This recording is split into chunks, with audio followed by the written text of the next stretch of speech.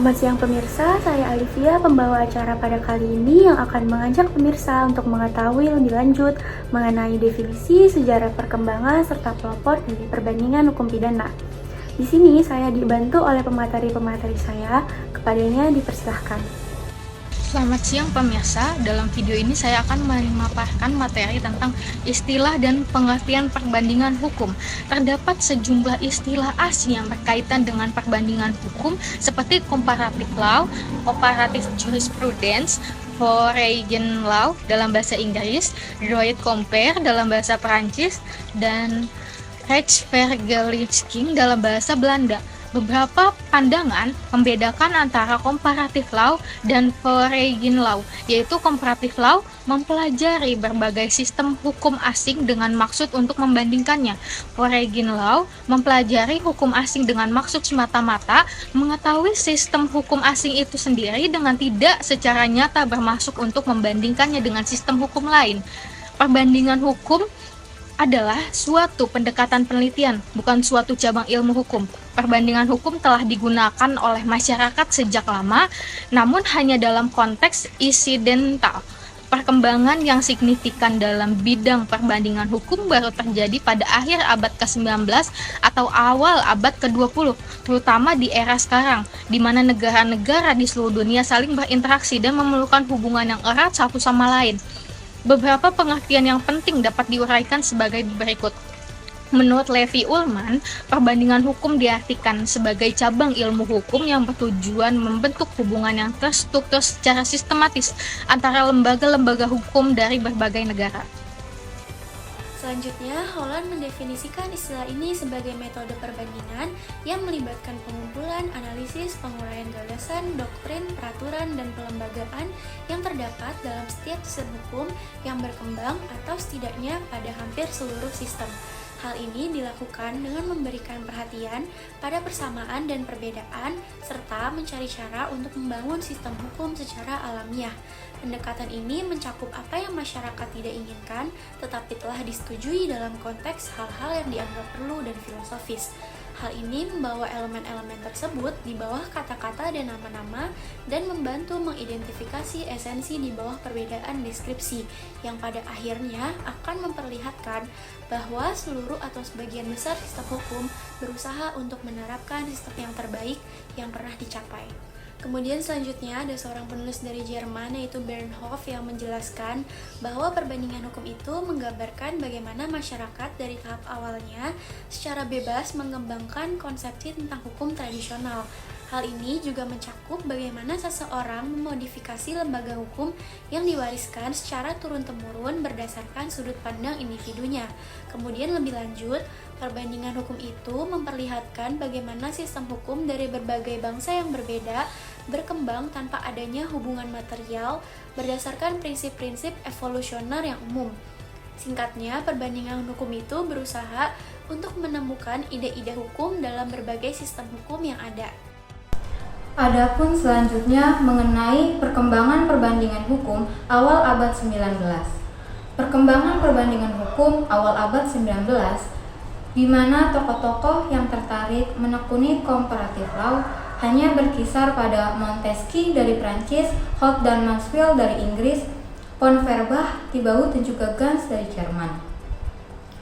Pada masa ini, perbandingan hukum mulai dikenal dalam kaitannya dengan sejarah hukum, filsafat hukum, dan teori hukum umum. Selain itu, Montesquieu mempelajari perkembangan hukum dari sudut sejarah dan falsafah peradaban manusia. Bapa perbandingan hukum ini berhasil menciptakan suatu asas-asas umum yang berlaku bagi suatu pemerintahan yang baik melalui perbandingan hukum.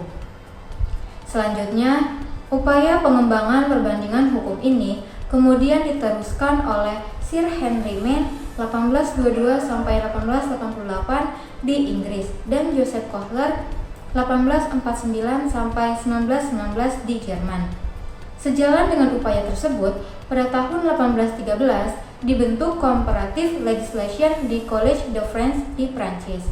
dan tahun 1896 didirikan Historical dan Comparative Jurisprudence di Oxford. Pada awalnya, baik perbandingan hukum, sejarah hukum maupun sosiologi hukum hanyalah merupakan suatu metode yang bertujuan untuk menjelaskan hubungan antara gejala-gejala hukum dengan gejala-gejala sosial lainnya. Kemudian, perbandingan hukum dikenal sebagai salah satu bagian penting dalam studi ilmu hukum, dan istilahnya comparative law atau droit compare, dan penggunaannya telah diterima baik dan diakui oleh para ahli. Selanjutnya, perkembangan perbandingan hukum pada masa sekarang. Pada masa sekarang, perbandingan hukum dipandang dari pendekatan yang bersifat fungsional. Pendekatan fungsional menempatkan berbagai sistem hukum hanya dapat diperbandingkan selama sistem-sistem hukum itu berfungsi untuk menyelesaikan problem-problem sosial yang sama atau memenuhi kebutuhan hukum yang sama. Pendekatan fungsional dilakukan dengan menggunakan metode yang kritis, realistis, dan tidak dogmatik. Akhir abad 19 sampai dengan awal abad 20. Pada masa ini, di perbandingan hukum dilihat sebagai sejarah umum atau sejarah universal dari hukum. Seperti yang dikemukakan pula oleh Sir Frederick Pollock, menganggap tidak ada perbedaan antara historical jurisprudence dan comparative jurisprudence. Yang keduanya berarti sejarah umum dari hukum atau the general history of law. Pada waktu itu, tumbuh suatu keperluan untuk berubah kepada prinsip universalisme pada semua cabang ilmu pengetahuan, termasuk ilmu pengetahuan. Setelah sekian lama waktu prinsip nasionalisme menguasai alam pikiran. Kemudian, di Perancis, masa itu terdapat dua gagasan pemikiran, yaitu kodifikasi dan universalisme. Gagasan kodifikasi menghendaki usaha menghimpun semua hukum dalam suatu bidang hukum tertentu dalam sebuah kitab, undang-undang. Sedangkan, gagasan universalisme menghendaki diberlakukan nilai-nilai yang bersifat universal di mana-mana di dunia. Gagasan kodifikasi dan universalisme memunculkan usaha bangsa-bangsa di Eropa dan Amerika Latin membuat kodifikasi yang berpedoman pada kodifikasi Perancis. Dalam usaha seperti ini diperlukan perbandingan hukum. Karena dengan mempelajari perbandingan hukum akan menghasilkan bahan-bahan hukum yang baru yang tidak dapat jika hanya mempelajari hukum nasional. Sejalan dengan usaha-usaha tersebut, pada tahun 1900 diadakan kongres pertama mengenai ilmu perbandingan hukum di Paris. Kemudian tahun 1903 di Lyon, Prancis, didirikan Institut de Droit Compare, dan tahun 1924 di Genève didirikan Akademi International du Droit Compare. Perkembangan perbandingan hukum sebagai suatu ilmu baru yang berdiri sendiri diakui pada akhir abad 19 dan awal abad 20 ini. Sejak inilah, perbandingan hukum baik mengenai metode dan tujuannya dipelajari secara sistematis. Next, materi berikutnya ialah sejarah dan perkembangan perbandingan hukum yang terbagi menjadi 3 kurun waktu. Yang pertama itu ialah masa sebelum abad ke-19.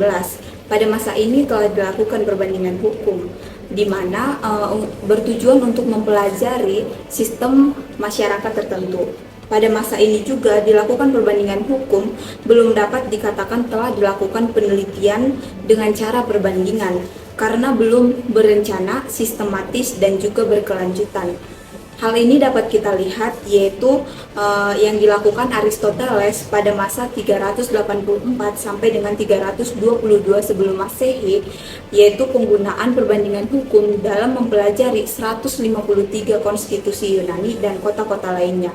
Hal yang sama juga dilakukan oleh Solon pada masa 640 sampai 558 sebelum Masehi yang mempelajari hukum Athena sampai dengan Undang-Undang Solon atau yang sering disebut dengan Law of 15 Table. Kemudian juga pada abad pertengahan dilakukan studi perbandingan hukum antara hukum kanonik dengan hukum Romawi, antara hukum kanonik dengan common law, dan juga dilakukan studi perbandingan hukum kebiasaan pada daratan Eropa dengan perbandingan hukum kebiasaan yang ada di Prancis atau yang sering disebut dengan common customary privat, dan juga di Jerman yang sering juga disebut dengan Deutsches Privates.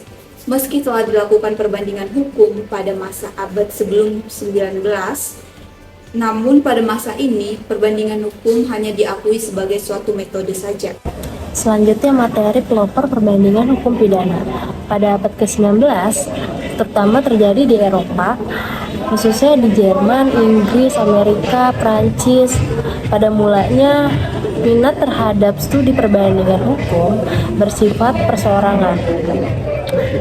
Seperti yang dilakukan Montesquieu, Maxwell, and James. Awal abad 19, tokoh-tokoh ini tertarik menekuni comparative law. Hanya berkisar pada Montesquieu, Maxwell, and James. Pada masa ini, perbandingan hukum mulai dikenal dalam kaitannya dengan sejarah hukum, filsafat hukum, dan teori hukum. Montesquieu mempelajari perkembangan hukum dari sudut sejarah dan filsafat peradaban manusia. Di dalam bukunya yang terkenal Del Esperides, ia mengemukakan bahwa pada akhirnya hukum-hukum di dunia akan gagal mencapai tujuannya. Asal-usul dari perbandingan hukum pada awalnya dapat diikuti dari abad pertengahan ke-19. Gagasan untuk mempelajari hukum di negara lain tidaklah dianjurkan oleh ahli sejarah ilmu hukum. Hal tersebut bukan hanya terhadap perkembangan dari kodifikasi hukum, tetapi juga apapun yang dilakukan atas nama mempelajari hukum negara lain. Selanjutnya, Mansfield merupakan pelopor penting dalam hal ini. Hukum kuno dari Henry Maine telah membuka mata kita semua terhadap pentingnya perkembangan perbandingan hukum. Ia juga yang telah memperkenalkan metode korelatif ke dalam sejarah kelembagaan. Pada tahun 1984, profesor di bidang perbandingan hukum dari Queen mendirikan University College di London, yang kemudian pada tahun 1985 membangun komunitas Inggris untuk perbandingan peraturan hukum. Perkembangan perbandingan hukum sebagai ilmu pengetahuan baru jelas nampak pada akhir abad 19 dan permulaan abad 20. Meski pada masa ini perbandingan hukum dilihat sebagai sejarah umum atau sejarah universal dari hukum seperti yang dikemukakan Joseph Holker, yang menganggap istilah universale Rechtsgeschichte adalah sama dengan Vergleichende Rechtswissenschaft. Demikian pula Sir Frederick Pollock menganggap tidak ada perbedaan antara historical jurisprudence dan comparative jurisprudence, yang keduanya berarti sejarah umum dari hukum atau the general history of law. Upaya pengembangan perbandingan hukum ini kemudian diteruskan oleh Sir Henry Maine tahun 1822 sampai 1888 di Inggris dan Joseph Holker tahun 1849 sampai 1919 di Jerman. Sejalan dengan upaya tersebut, pada tahun 1813 dibentuk Comparative Legislation di Collège de France di Prancis. Dan tahun 1896 didirikan Historical and Comparative Jurisprudence di Oxford. Pada awalnya baik perbandingan hukum, sejarah hukum, maupun sosiologi hukum hanyalah merupakan suatu metode yang bertujuan untuk menjelaskan hubungan antara gejala-gejala hukum dengan gejala-gejala sosial lainnya. Perbandingan hukum kemudian dikenal sebagai salah satu bagian penting dalam studi ilmu hukum dan istilah comparative law atau droit compare, dan penggunaannya telah diterima baik dan diakui oleh para ahli. Kepada Alivia, saya kembalikan.